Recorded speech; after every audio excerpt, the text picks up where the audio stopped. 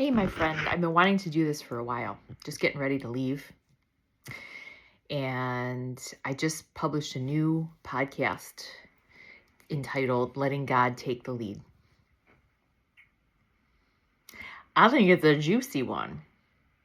And I want to know what you think about it. But also, why are you here? What sparks you in our connection, right? Because we all have different information, different wisdom. I call it a soul tone. Our soul makes a different note, each of us. And we are the choir of oneness together, right?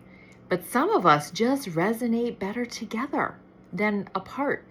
And we don't have time to be friends with everybody on this planet. We don't. And we have to be discerning. We can pick and choose, who we hang out with. But do we pick and choose? I really do feel like this episode, Letting God Take the Lead, when we surrender to God, when we surrender to source, I'm saying God more often. And I'm doing it unapologetically because that resonates for me. But I oscillate between sometimes creator and source in my head. We realize that everybody that's in our path, that's in our life path, was put there by God. And when we don't fight it, when we surrender to it, the relationships that are meant to stick, aka our tribe, hey, tribe, if you're here, you chose to be here. If you're watching this, you chose to watch this. Hello, tribe member. It doesn't mean that we're not going to get triggered by our fellow tribe members. In fact, we want to get triggered because that is how we grow and expand. That is how we really fully embody the 5D, which is what my podcast is about. And I don't know where God's leading me with this, but I know that I've been doing this for a year and a half now, and I'm just finished season 2. I was guided to start a new season after posting this episode, which is the 10th episode. Here's my cat. Clara, say hi. Clara. She's watching birds. And I'm pet sitting. So right now, my funds are coming from watching animals. Love them. And I don't know what's next.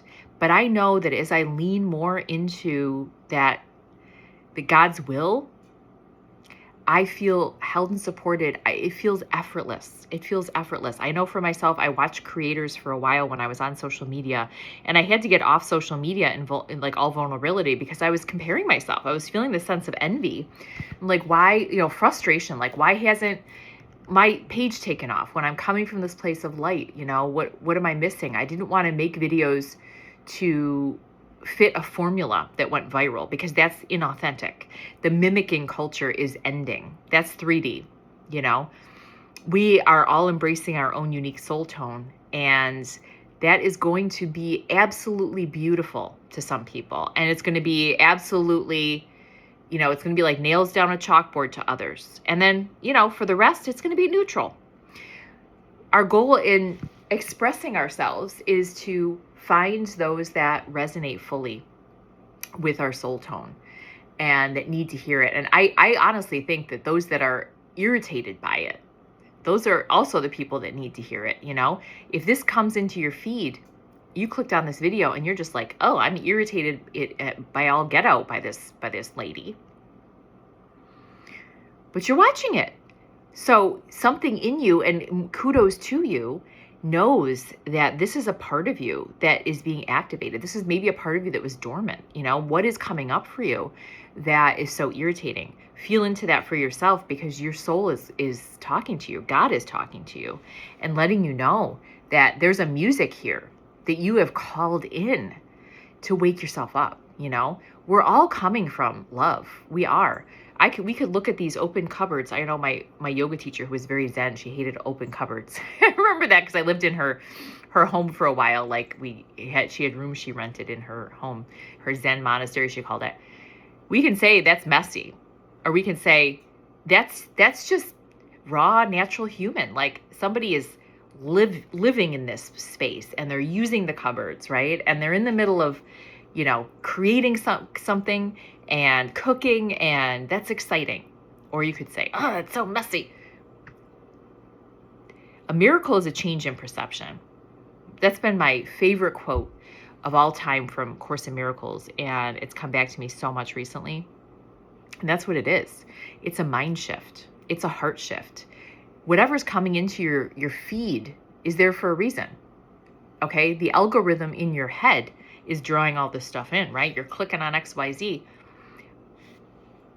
But take it deeper. The algorithm of the heart, that's the God consciousness. That's what we're all coming to together. That's how we're walking each other home. So I'm making this for you as a private video just to say, hey, thanks for joining my newsletter. I'm like looking my tired post-Thanksgiving face, feeling love. You like my new glasses? Drivability factor in these glasses. And I'm embracing that too. My over 40 self needing progressive lenses. And I used to fight all this, try to heal my eyes, and then I finally accepted it. I'm like, you know what? I like wearing glasses. I think it's fun. And whatever imperfections we have are not viewed as imperfections in God's eyes. How can we embrace that too? Because, and sometimes when we surrender to something like, well, I guess I need corrective lenses, right? I don't have perfect vision, and that's okay. Sometimes as we accept the imperfections, we heal. And that's the trippy part. Like, it's all in God's time. I've got celiac disease. I do believe in spontaneous healing and miraculous healing, but it happens when we let it go, when we fully embrace and surrender and accept what is in the moment. So what is for you right now? Why are you here? I'm really excited to walk this journey together as I'm going to be releasing season 3, and it's going to be a lot more inclusive, tapping into some practices on connecting with this God consciousness. I am waking up just as much as you are. I'm coming from soul and body, sharing her human experience, learning, growing, feeling this awe and embracing every secure and insecure aspect of me. And I would say I have more insecure than secure, right? Unless I tap into that God consciousness, then I start to feel this sense of calm and peace and security that is the true confidence. I don't love that term, but I'm reframing that for myself because I really feel like that is just fully trusting in God consciousness. I'm not doing anything. I am being done too. It's being done through me, you know?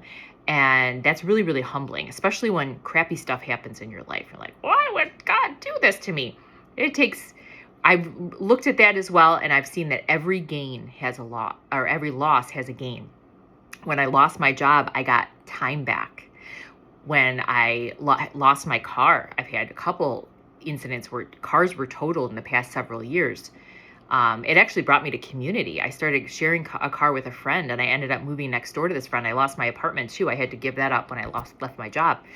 And God was telling me community. You can't do this alone, Sarah. You have been hyper independent for too long.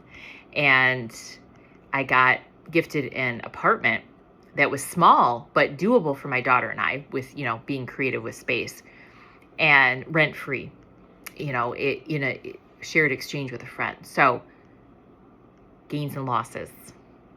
Every loss has had a gain. And as I look at the gain, I'm like, okay, God, I see what you're doing.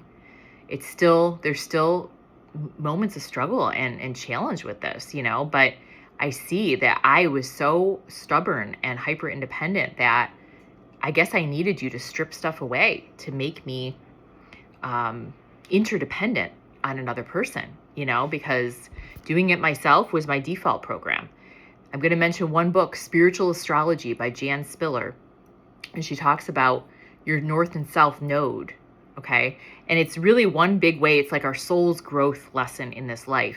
I know for me, I've got one node, I can't remember which is which, in Libra and one in Aries. And so the node that was like my default setting, again, I can't remember north or south, so I'm not going to go there, but my default setting was Aries, like being hyper independent. I can do it myself, having many life experiences in previous timelines like that. And what I'm learning with the Libra node is how to be interdependent, how to have relationships and not do everything myself. God has had to help me a lot and is still helping me a lot with that. And so even with my podcast and, I'm trying to open myself up, I'm surrendering myself, but I'm like trusting that I need help with the technology, with some of the recording aspects, because when I am called to step on social media again, it's going to be to post stuff about this and promote it, because this is the message that I'm guided to share, with the collective. So how is that going to be done? It's in God's time. And I know the right people always come along at the right time. So you're here and I'm here, and I'm happy we're here together. Sending you so much love.